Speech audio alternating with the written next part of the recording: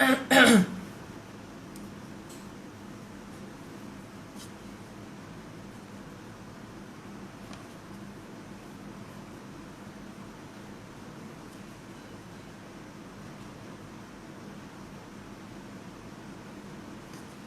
good evening, good afternoon, good morning to everybody who's joining in this conversation.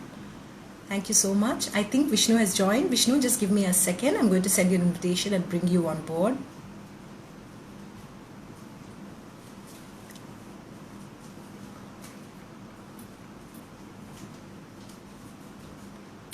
Sent you an invitation. Hi, good evening. Hello. Hi, everybody. Hi, Lovely to Vishnu. be with you all this evening. Hi, how are you? Hi, finally we get to meet. After all these times and back and forth, the conversations, I've heard a lot about you. Definitely following what Likewise. Aalaap is doing. Wonderful work. Thank you, Vishnu. Thank you so much for agreeing to do this. Please allow me just a moment to Definitely. formally introduce you and, Sure. and Sure. set the premise of our discussion, really. So, just to set Sure. the context, actually, about, I think, 2 months ago, I remember reading a post on, well-known Bharatanatyam dancer Indra Kadambi's post, your mother's post, on her Facebook wall. She posted a beautiful little note which talked about you. She said, "My son Vishnu, I'm so proud of him, is doing his second musical penance for 41 days." And she said, sitting in his room, where his focus is entirely on sadhana throughout the day, with no contact with the outside world, no talking to anyone, no phone, no contact with any person within the home except his father who teaches him. So 24/7 only music. His sadhana starts, she said, at 5 a.m. with yoga for an hour, followed by music practice until he sleeps at 9 p.m. Last year, he did this similar practice on Guru Purnima Day, which he started and did it at Ranjit and Vijna's parents' house in Calicut. And this time too, you started on Guru Purnima in your home in Bangalore with the blessings of your gurus and well-wishers. And she talked about, how proud she is of you. And the first thing that struck me were actually two things, Vishnu. One is your age. You're so young to be doing such a phenomenal sadhana, number one. And number two, also the pride of a mother to see her son do this. So I immediately reached out to Indraji and I said, I definitely want to, invite Vishnu to be in conversation with me, because I felt that I wanted to be inspired by, what one goes through when one goes through a sadhana of this sort. And like we've, in some sense, I'd like to think like we've aptly titled this session, it's about the sounds of silence. And we're going to be talking to you about it. But allow me formally to introduce, for those who don't Sure. know, Vishnu or all First of of you. all, my mother was not supposed to post that. Oh, It was such a, I did not know about it till I actually came out of the chilla. okay. And then I got to know there is this big post on Facebook, and this is supposed to be a very personal thing. You hear about these things. It's a very, very one-to-one close relationship with music. It is not supposed to be a thing intended for publicity. I want to also make it clear on the outset that this conversation that we're going to have is definitely only with the intention of, I think, opening up minds of students, of fellow artists, of practitioners to what practices can enable them to think differently or go delve deeper into their art. That's the only intention with which I was okay with. And for her also, I think she wanted students of the art, dancers, musicians alike, to start thinking on similar lines, which is why she posted that That is post. what I was going to So say. I I was think the going to say intention that is clear. I Yeah. think the intent with which she posted was really to kind of, to really inspire people about the importance of sadhana. And I think mothers definitely have that liberty, Vishnu. So I think she must have done it only Sure. with that intent. So for those who don't know, Vishnu Vishnu R as he's called, is a guitarist, composer, inventor, and patent holder of NAVTAR, the only instrument in the world showcasing the best of Indian microtonal and Western harmonic music. Vishnu's superlative command over Indian and Western traditions have gained him international acclaim with performances and workshops across India, Europe, and the United States. He's a grade 8 distinction holder and currently is pursuing a fellowship in Western classical guitar performance from the Trinity College of London. Vishnu has been awarded the Karnataka Rajyotsava Yuva Prashasthi Award, Pogo Amazing Musician Award in 2010 for his efforts. He's also played guitar for numerous Indian films, and he has given lectures and talks in prestigious forums that include the CII and the Indian Music Experience. Very, very warm welcome to you, Vishnu. Thank you, Akhilaji, for having me. Very excited to have this conversation with you. So firstly, Vishnu, talk to us about this 41-day sadhana itself. You know, what is the premise of the sadhana? And secondly, I'd like to know what triggered you to kind of pursue it. I know that this was your second time, but talk to us about what was the intent to pursue this. So I've been asked this question about the Chilla, what inspired me to do this and why would I do it? A friend asked me, why would you do that? Why would you put yourself through something like that? Absolutely.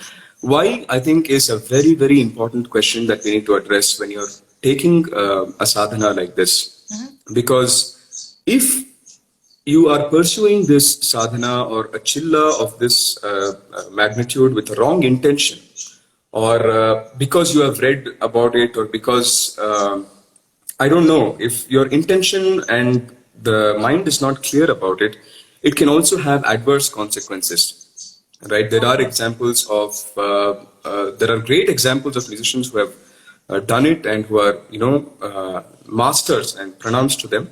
They are the reasons why we are inspired to do and doing what we're doing. But also of people who have chosen to do the Chilla for wrong reasons or who are not ready for it. And people also have gone mad. It has adverse consequences. They have to come out of it because their mind is not ready to handle something like this. Right? So why is a very fundamental question. Personally, for me, why is two. There are two reasons. One, of course, the musical reasons. The other, I think, stems from a spiritual nature.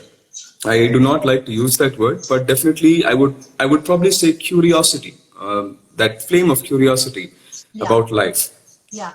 So musically, the fact is that given my background, I come from a family of senior professional artists. My father, T.V. Ramprasad, is a Carnatic vocalist. Yeah. My mother, Indira Kadambi, is a Bharatanatyam dancer. And music has always been there in the house. My father has been singing to me since the time I was in the womb. There is a lovely story of how he used to call me Chiku. And he used to sing for me every day when I was in the womb, and I would kick and all that. And I was a premature. So once I was born, they were wheeling me out in the incubator. And my father couldn't see me. But when he said Chiku, I believe I turned around 360 degrees and looked at him. So the connection goes back. And growing up, I think the music has been festering and incubating. I think that is a very important aspect. Being in an environment where you have that art, where you have that music incubate in you, have it fester, it may not manifest. You don't know when it manifests, right? It manifests differently for different people. It's early for some, prodigies exist, later for some. And then when the flowering happens is when you really, really enjoy that process. So coming from this background, I have also bitten off more than I can chew. I have big shoes to fill in.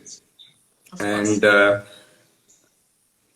I have, like I said, I've bitten off more than I can chew in one sense, because I am on a mission to attempt to master both the Western tradition as well as the Indian tradition to the best of my abilities, and also do justice to that, because I do not want to dabble half in half, and I don't want to call it fusion either.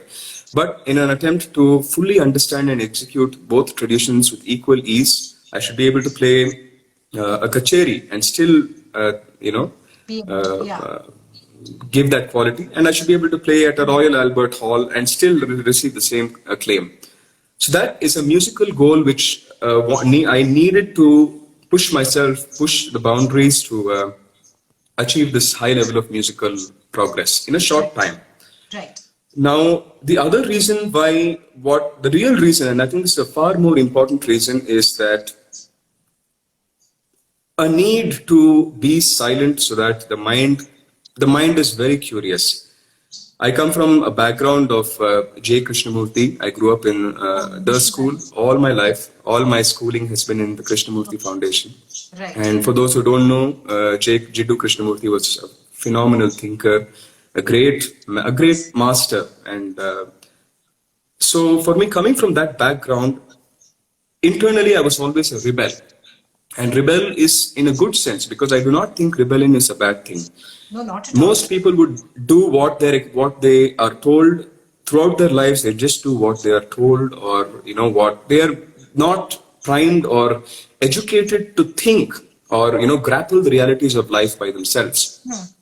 So coming from this background, there was a great curiosity, that flame of curiosity to delve deeper into myself, try to understand why I'm here, because finding one's purpose in life, you're born for a reason. There's a reason I'm born into this family. There's a reason I have these circumstances and people around me. There's a reason why this music has happened, that if you identify your purpose in life, I think it is very important that you pursue that process, that train of thought, that where it comes from, why it is happening. And that journey itself is a very beautiful thing. And for that, silence is imperative. If you are a person who wants to understand life, who wants to understand yourself, I think it is imperative that it comes from silence, curiosity, genuine curiosity, and a love for life. Right. So Vishnu, I'm hearing about 2-3 things. Why, from an artist perspective, and I suppose most people who are tuned in today are the importance for an artist or any creative person to ask themselves why they do what they do, right? Number one. Correct. And to inherently sort of never be satiated with that why, and continuously kind of be curious, to constantly keep exploring, right? Yeah. And never be content with what you find, but always kind of dig deeper, keep exploring, discovering, and all of that. Yeah. And I really like the word that you used, which is incubation, right? And to sort of, in some sense, I suppose it resonates with the word like deep diving, immersion, right? To allow your art to really incubate like within you. And the other thing that struck me was also to kind of, by virtue of this deep diving that you did, like, a practice like this, you also don't just understand, come closer to yourself, but also to your art. Am I right? Definitely, 100%. Okay. So, Vishnu, tell us that you've done this twice now. Okay. So, I'm curious to know what triggered you to do it the second time, number one. And number two, I want to ask you, what were your learnings from the first time? And what were your learnings from the second? And were they any different? I think both of them were very different in one sense. Okay. The first time, I think there was just that raw drive. It was a very raw drive to want to do something like this. Like I said, it needs to come from within. Only if you are someone that, I think the temperament in a person plays a very key role. If you are a person who is, inclined towards these kind of thoughts and processes, you should definitely pursue it. And because of that drive was so strong, and it was the right time, because I was also just pursuing music very seriously then. I decided to do it in Calicut. I needed a place to do it, and I was very, very lucky, fortunate to have Vijna and Ranjit's place. Their parents are wonderful human beings, and they have an outhouse in that property, another building, a flat which I took up. And that was my home for 41 days, beginning Guru Purnima. Yeah. So right from waking up early in the morning, 4:45 every morning, Sorry, doing Vishnu, I'm just yoga. going to interrupt you 1 minute. I'm just going to ask you, like, that's like actually putting yourself out of comfort zone, not just in terms of like the challenge itself, but also literally like getting you out of your comfort zone in terms of your home and surrounding, right? Oh my God. Yes. I think actually that is important, because one thing is this entire process is about pushing yourself out of the comfort zone. That is when I think you can really identify and discover more things, because once you're in your comfort zone, there is always that thought in your head that, hey, if I ever want something, everything is just you're not self-sufficient to yourself. It's not like that. So being out there on my own, I right from the morning cleaning my house, washing my own clothes, cleaning the apartment. That was one set of things that I had to do. Yeah. Thankfully, of course, food is a very important aspect of this, and that was provided. It was kept outside my door twice a day, and of course, no human contact at all during this time. So that 41 days was beautiful experience in the sense that it was the first time that I ever did that, and I completed it. I didn't know what to expect. I didn't know what to expect. I didn't know what I was getting into. Yeah. Just dive. You need to just jump into the ocean. Yeah. And when that happened, there are so many things that happen. Musically, of course, you are to yourself. Now you need to start planning your music, your practice, your compartmentalizing what you want to do on a daily basis. That is a very big learning. Second of all, because it's the first time, everything starts surfacing. Now, in that level of silence and what do you call? When you begin, initially it is difficult. Of course, it's very awkward. You don't have your phone, you don't have anything, no social media, no human contact, nothing. Now, why this is imperative is that when there is no outlet, there is absolutely no outlet for your emotions. Everything starts surfacing in your mind. Your thoughts surface, your anxieties, your jealousies, your fears, your guilt, the happiness, everything, the gratitude, it just surfaces. Now, the thing about this is that in daily life, we always have a distraction. We always have it in, our phones or by talking, an outlet, right? But here you are forced to confront it.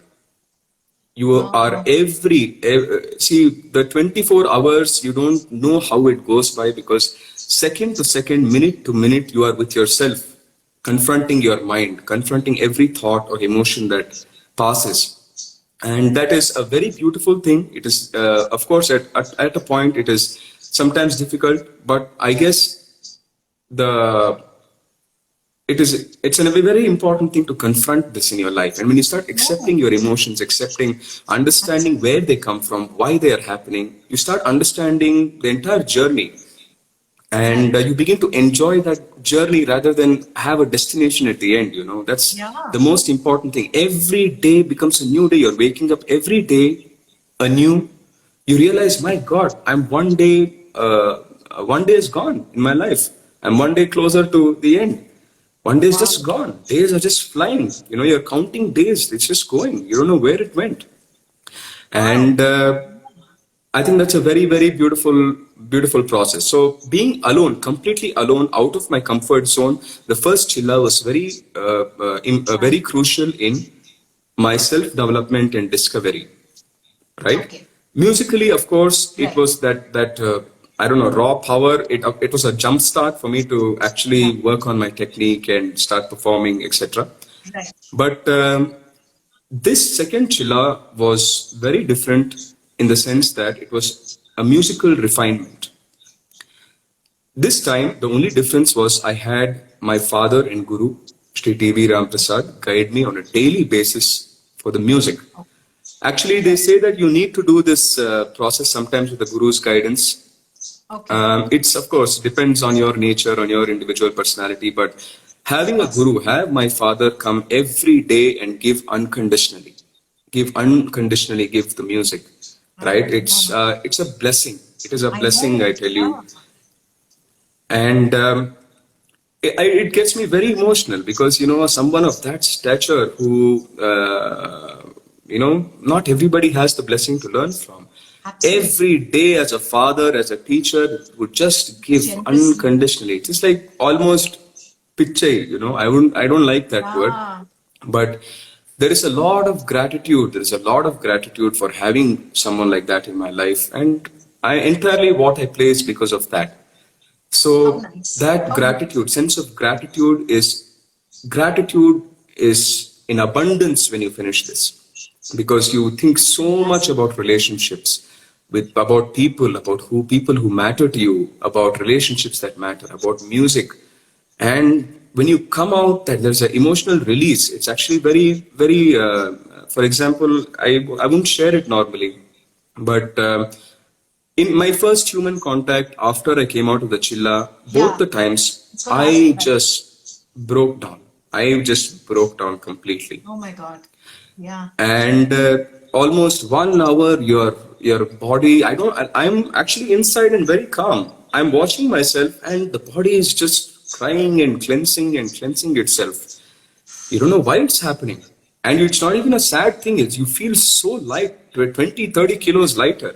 Wow. But there is a complete emotional cleansing in that sense. A lot of gratitude for people, life, what it's done to you. I think that is the biggest takeaway from this entire thing. So both chillas have been different. One for self-discovery and independence. Second of all, the second chilla that I recently completed for musical refinement and growth. Right.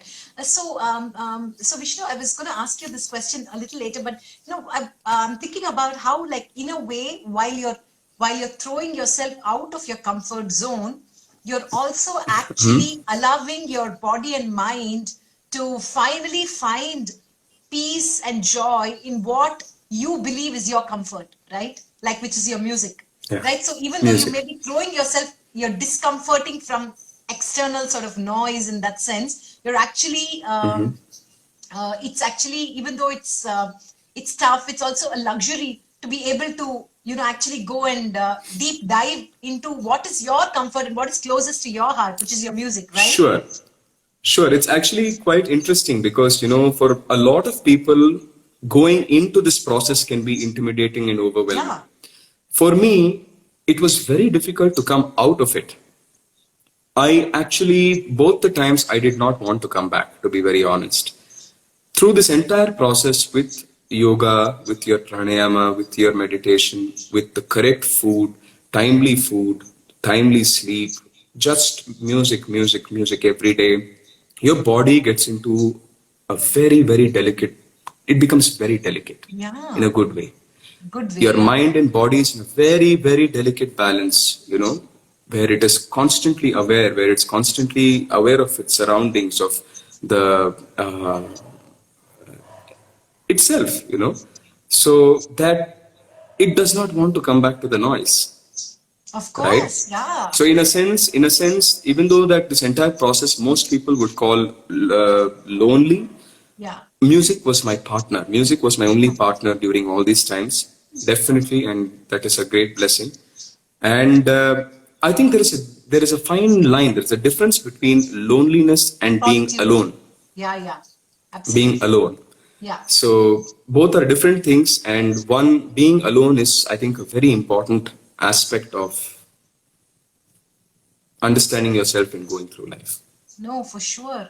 I have a really interesting question from Priya Ranganathan, but Priya, just give me a few minutes. We will come to your question. It's an interesting point. Vishnu, I wanted to ask you just the fact that, when you told me, right, I was, one of the first things that when I read it on Indraka's wall, one of the things that struck me was also the opportunity to be able to pursue something like this, right? To do the sadhana is in itself a privilege, right? That your circumstances allow you to do that, that there's somebody who's able to, like, ensure that, you get, your meals on time, that you're able to, like, your father gives you that music so unconditionally and with the generosity of spirit, right? So don't you think that itself is a humongous privilege?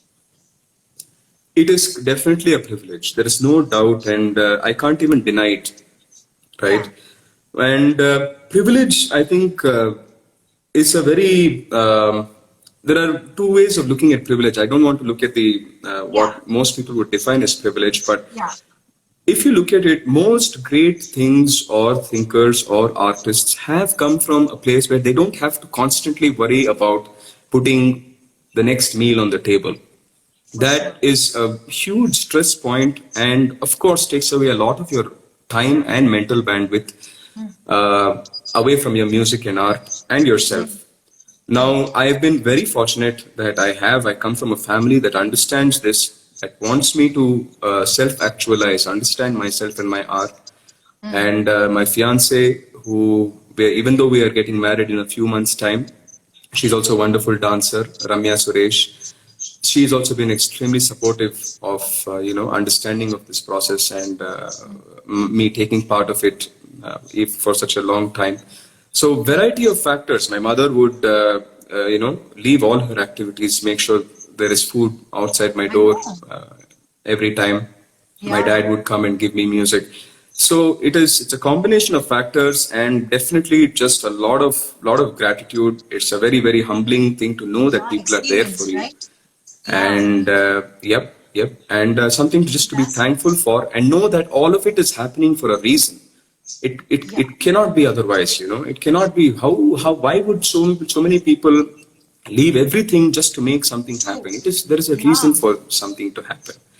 So I mean, it's a humbling thing. spiritually, yeah, and spiritually, I suppose a practice, a sadhana like this can also be very transformative, right? Vishnu, like you come Definitely, out a definitely. different human, right? Each time. I saw Yep. this really interesting. Yeah, go ahead. Sure. Go ahead, please. Okay, so there was a question from Priya. I want to address it right now before I go back to my questions. She says, how do you actually deal with negative emotions during this period? It is amazing that you're an observer and not a reactor of the emotions inside you. I thought that's a really interesting point because you're observing, you use that word, you're observing and you're not reacting. You're only like responding to your emotions, right? So, I think that's a very, very important question. Thank you, Priya, for asking it. One thing we need to understand is we need to not, fragment life. There is no good emotion, bad emotion. There is only one life experience all of us are going through. It is the same constant for everybody, whether you choose to believe it or not, right? And the thing that makes this life experience complete is the fact that there is negative emotion as well. It's not a bad thing. Being bored, being angry, being guilty, being all of these is what make you complete as a human being. It is not a bad thing.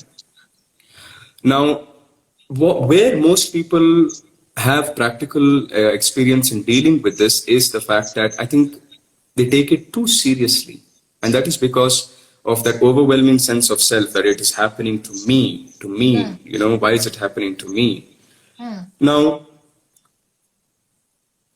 I would say the most important thing to be aware of while dealing with this is whatever happens, there is no such thing as there is nothing in life that you need to blow out of proportion. There is or place on a pedestal or extravagance. I don't know if that's a word, but you get what I'm saying. yeah. Take everything lightly. Take everything lightly and the same. Whether it is a success or a failure, whether it is a beautiful phrase of music or overwhelming fear or an emotion, just take it lightly. It will pass, right? And there will be a lot of learning that comes out of it. Take it lightly. Be with yourself. Enjoy that process. Be thankful for it, the fact that it happened. I think that's a very, very important way to deal with it. Every time something would happen, I would just tell myself, take it lightly. There's no reason to, it is life. Wow. If you are questioning negative emotions or questioning everything, you're actually pointing a finger at life or pointing a finger at God or whatever you want to call it, right? Life is making things happen for a reason.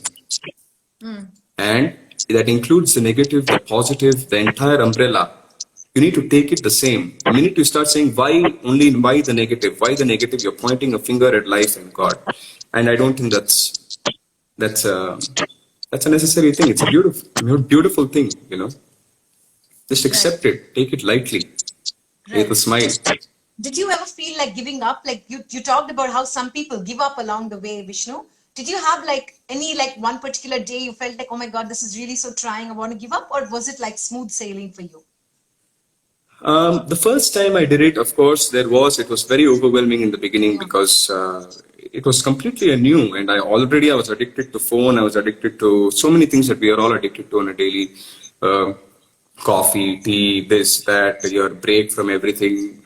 And the first time it was very difficult. It took me at least 10 days, a week to 10 days for it to normalize or actually get into the system. Yeah. But once it happened, it became a very beautiful journey. You get into that rhythm, like I said, and your body gets into that delicate balance, your mind gets into that delicate balance. You don't want to come out because you know what's going to happen when you come out.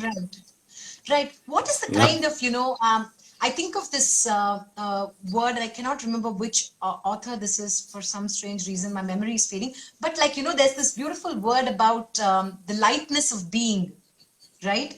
And I'm thinking about the lightness of being every time you're speaking about it. There's a certain lightness that you spoke about, like a release, and you feel like lighter and stuff. I'm curious about what it does to your music, Vishnu. Like, how did this lightness of this thing manifest in the way your musical expression itself during those 41 days? I think that's an important point, because as artists, we tend to take ourselves very seriously.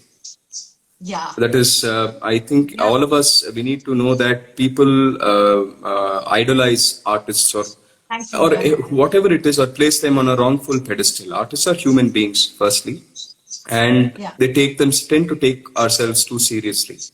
Now, when that happens, it can lead to a lot of problems, including starting with the negative emotions, the fact that they have difficulty dealing with others, themselves, depression, other habits, so many other things. Or on the other side, it affects their music because they are so brutal on themselves that even though they're technically brilliant, there is some, it's not coming from a happy place. Yeah. And I mean, there are so many people who are, again, practicing hours and hours a day, and in an attempt to become the best. They're so brutal on themselves that the music is mind-blowing, technically brilliant, but there is no softness, there is no happiness. I'm not talking about raga and this. That's not the emotion, but there is no enjoyment while playing music. I'm telling from my experience, because I was brutal on myself. I was always comparing myself with others. I was always hard on myself beyond. But now I realize that what is there? Music is the most important thing in my life. That should take precedence, not society, not anything. I might play wonderfully one day, fantastic, take it lightly. If I might play I might really mess up one day and, make a fool of myself. Okay. What is there? I'm in the music for the growth. Music takes precedence. And that should be the way. And if that happens, you will definitely be in a place where you take things lightly, and also a little bit, that sense of gratitude and humility will come in slowly. Yeah. So I'm hearing two things, Vishnu, two of my two most favorite values in life. One is trust. If you trust in the process, that is one thing that definitely happens. And freedom, right? Freedom to really be who you are without the pressure of the external world that we are all so brutally trapped in, right? Conditioned. I mean, conditioned. Right? Oh yeah. Okay, Vishnu, I want to know that, I know that you just turned 24, like we spoke on your birthday, right? Yeah. How are you, were you always this mature? Because I feel like really like a foolish 14-year-old now. Like, you seem so mature for your age. Were you always this way, or were you like, how were you as a kid? Take us back like to your childhood. I think, that opens a Pandora box. Huh? But I think looking back, the entire process of childhood has always had one common trait, which is finding out for oneself, wanting to find out for oneself, not accepting. I was a rebel, and that led to all kinds of problems. Those who watch me, who know me from childhood, would know that I was a very difficult kid. I would constantly rebel and fight and argue, and in school I used to have trouble accepting what the teacher said, and we would get into conflicts. I never was a good student to my father initially. I Oh, never wanted to learn music. I always wanted to do things my way. My teacher would tell me to practice this. I would practice the exact opposite and come to class. So the underlying factor is, even though in childhood there was a lot of rebellion, mischievousness, or that underlying thing of being independent, taking independent decisions, that has really now transformed and manifested in my music and in this way as I grew as a human being. So right. I don't know about maturity. One of the things that has really helped me is the fact that a different approach to education, right? Hmm. Firstly, of course, the Krishnamurthy Foundation of Of India course. has that entire way of thinking that promotes values of independent thinking, of fearlessness, is a very, very imperative Valuable. factor in creating an artist or a creative mind. For sure. Yeah. Yeah. And the second thing is I decided to opt out of the system and pursue my formal education through correspondence or distance education. Mm-hmm. So after my 10th grade, I was never really going to school or going to Yeah. college, or I never had that peer influence per se, or what most people would go through and Yeah. have that kind of so because that is a very crucial factor that shapes you as a human being.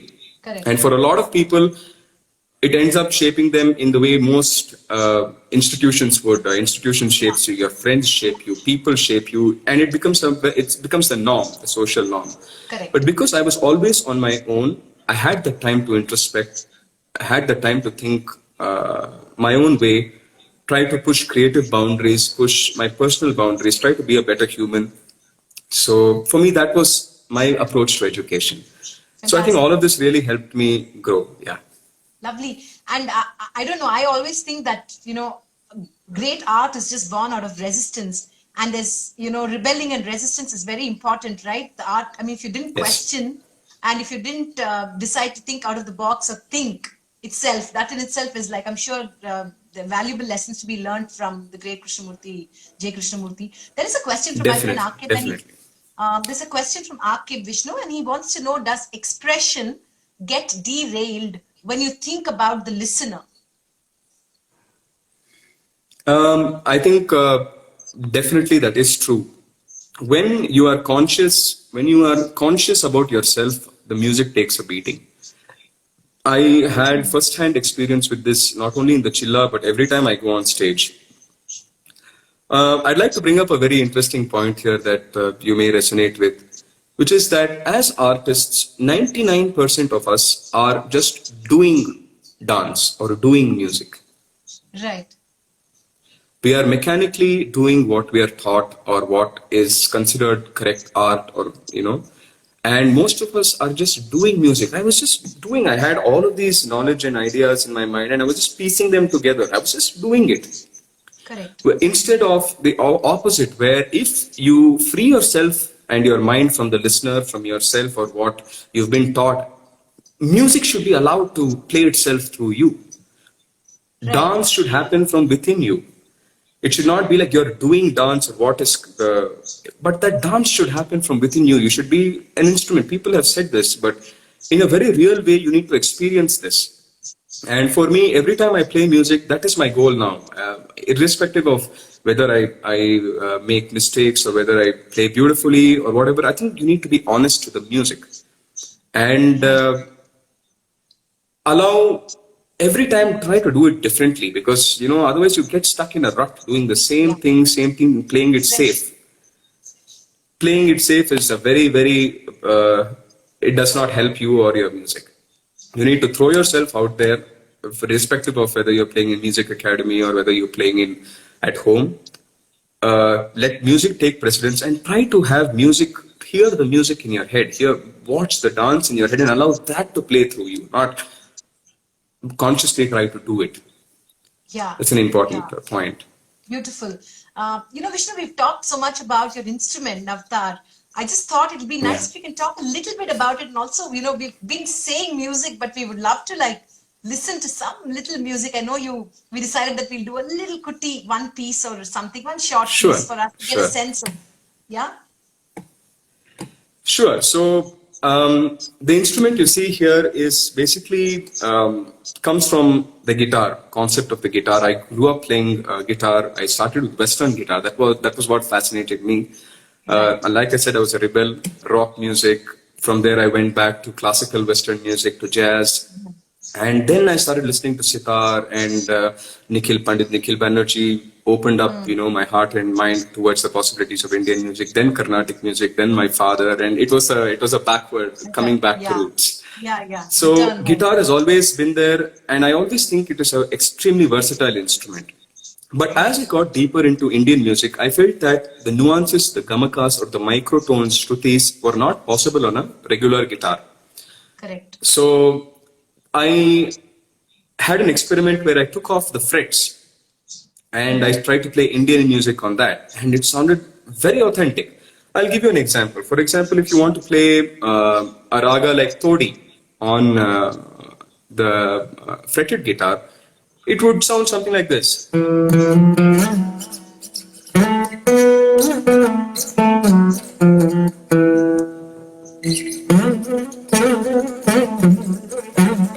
There is a lot of noise and there's a lot of, but the same thing is.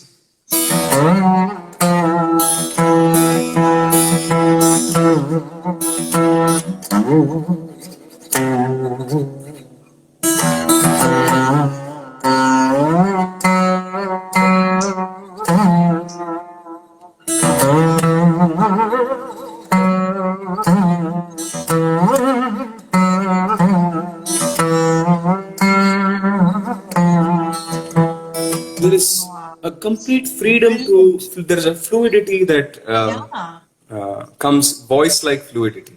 And but depth, right? I also love Western music. For example,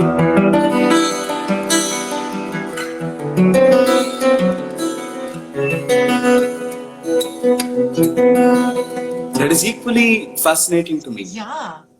So I couldn't carry 3-4 guitars to one concert and struggle. I was thinking, how can I make this different? How can I create an instrument that can offer me the best of both worlds, Indian and Western traditions, where I can combine them? I came up with an idea where I have the guitar element, the fretted element, and also the fretless element like a sarod or a violin, where when the frets are removed, it produces that fluidity. Yeah. Now, that gave birth to the NAVTAR, which I would say is like the next chapter in the story of the guitar. Amazing, yeah. And yeah, sure, I will play some music for you, allow you to. Great. The initial struggles for me, the NAVTAR, was to master each element. I was playing Carnatic music only and then Western music only. The real challenge is to combine both.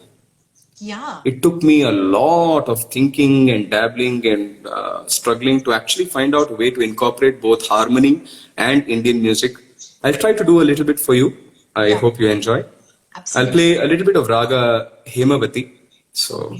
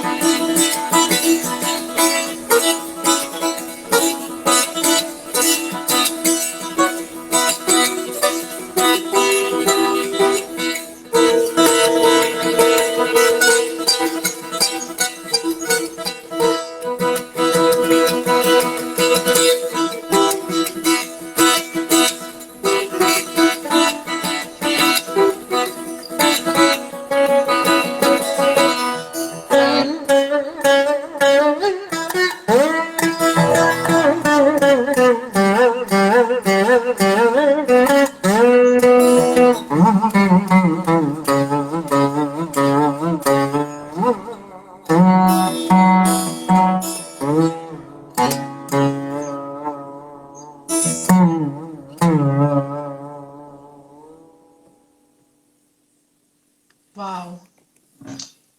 Thank I you. mean, all I can say is it was just beautiful, and I really want to thank you so much for sharing your music here with us. Thank you so much. It was just it was Thank just you. divine, Thank you. Vishnu. That's all I can say.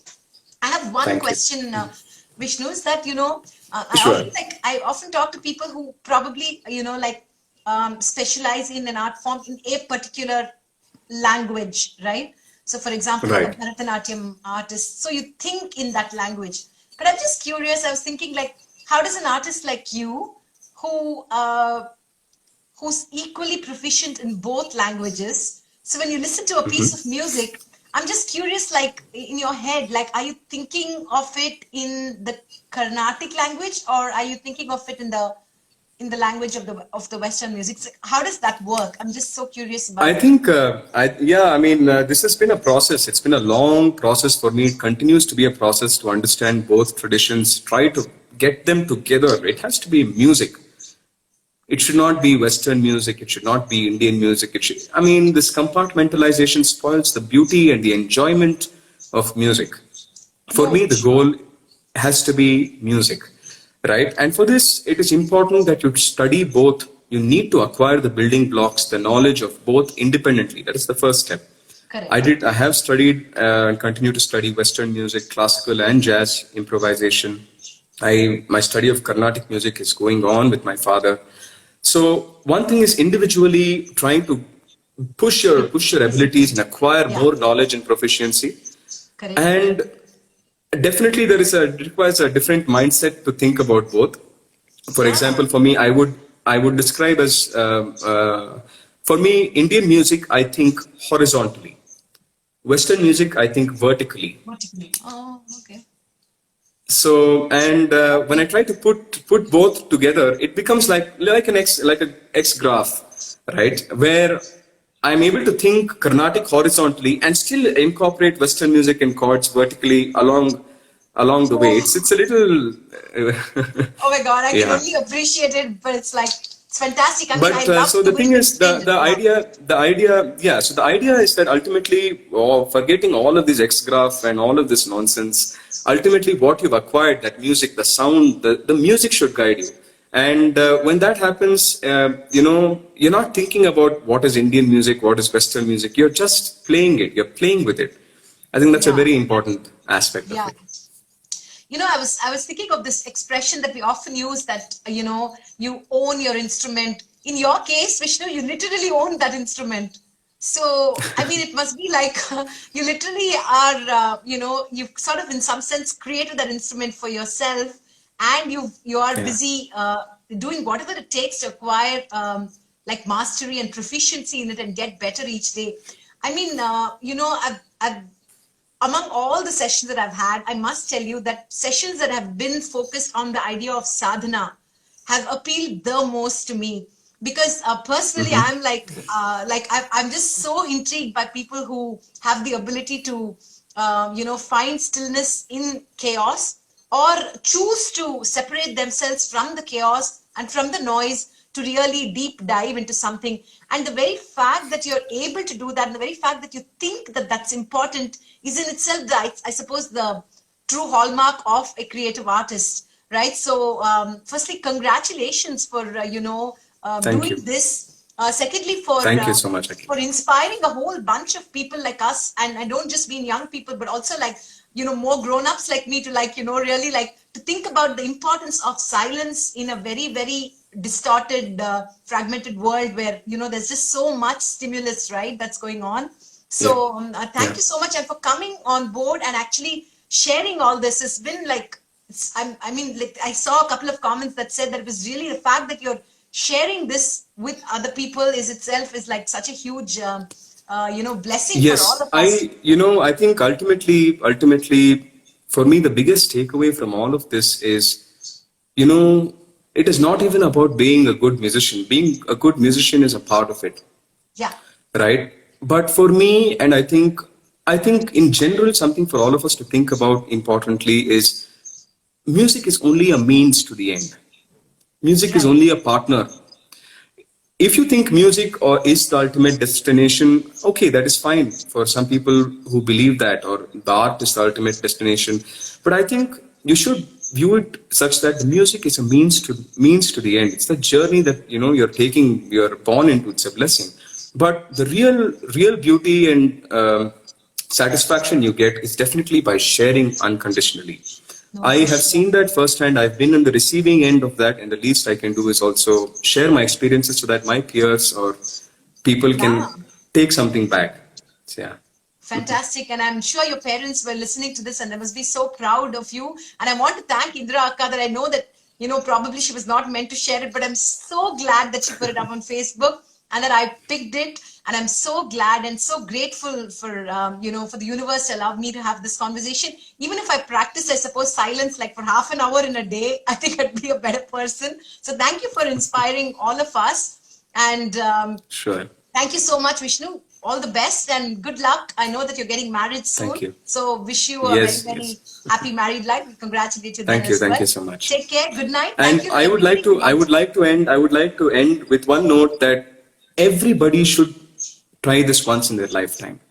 Right? It doesn't have to be 41 days. It doesn't have to be starting with 1 day or an hour. You need to put away some time away from everything and give yourself a chance, give your mind a chance to just be by itself.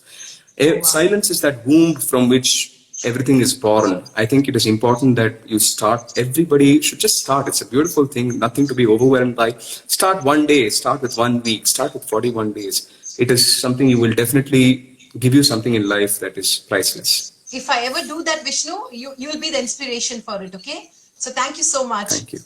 Bye-bye. Thank you so much. Take care, everybody. Good night. Lovely talking to you. Likewise. Bye.